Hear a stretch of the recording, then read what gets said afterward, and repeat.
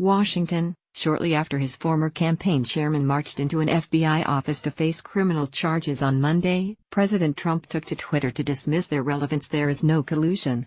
Yet even as his message went out to more than 41 million followers, news emerged that the authorities were unsealing another case that described how a young foreign policy advisor spent months seeking to connect Mr. Trump's campaign with Russians offering dirt on Hillary Clinton. The first charges filed by Robert S. Mueller III, the special counsel, did not implicate Mr. Trump but collectively amounted to a political body blow to a president who has spent months insisting that Mr. Mueller's investigation was nothing more than a witch hunt based on a hoax invented by Democrats and the news media. The indictment of Paul Manafort, the former Trump campaign chairman, suggested that the president's top lieutenant for part of last year was a highly paid agent for pro-Russian foreign interests.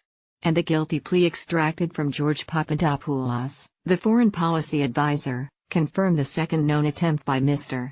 Trump's team to tap Moscow for damaging information on Mrs. Clinton, coming months before his son Donald Trump Jr. met with a Russian lawyer for the same purpose. The legal action propelled the special counsel investigation into a new and more dangerous phase for Mr. Trump, who had hoped to spend this week focused on his appointment of a new Federal Reserve chairman, the introduction of his tax-cutting legislation and the start of a 12-day trip to Asia. It's obviously a big deal day. These are big deal developments, said John Q. Barrett, who served as Associate Independent Counsel during the Iran-Contra investigation. Inside the White House, the mood changed drastically throughout the morning.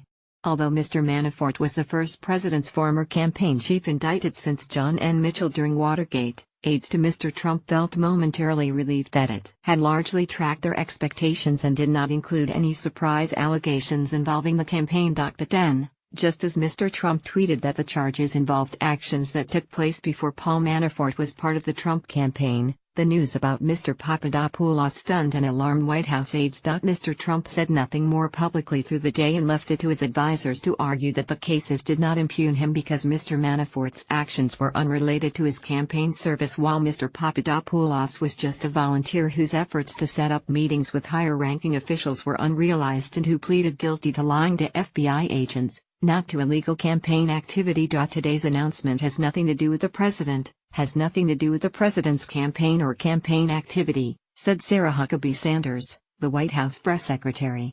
She added, "We've been saying from day one there has been no evidence of Trump-Russia collusion, and nothing in the indictment today changes that at all." Jay Sekulow, a private lawyer for Mr. Trump, said the president and his legal team were not worried about the indictments. "No, not concerned," Mr. Sekulow said on CNN. "I'm completely convinced, as I was from the outset, that not only was there no Russian collusion, there was no obstruction." He added, "I'm not concerned about this at all, and no one else is either." But lawyers and former prosecutors said Mr. Papadopoulos's admissions and the previously reported meeting involving Donald Trump Jr. already undercut such denials. Collusion is what Papadopoulos did. Collusion is what Trump Jr. and others in that meeting did, Mr. Barrett said.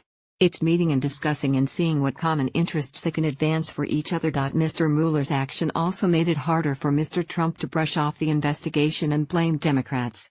After Mr. Trump whipped up a tweet storm of suspicion about Mueller this weekend, he really now has no place to go with this attack, said Robert F. Bauer, a White House counsel under President Barack Obama. Mueller's first charge is beyond any potential claim of politics or stretching that the president might wish to bring against him in his office. The gravity of the threat may yet tempt Mr. Trump to take action to short-circuit the investigation, such as firing Mr. Mueller or pardoning Mr. Manafort or others.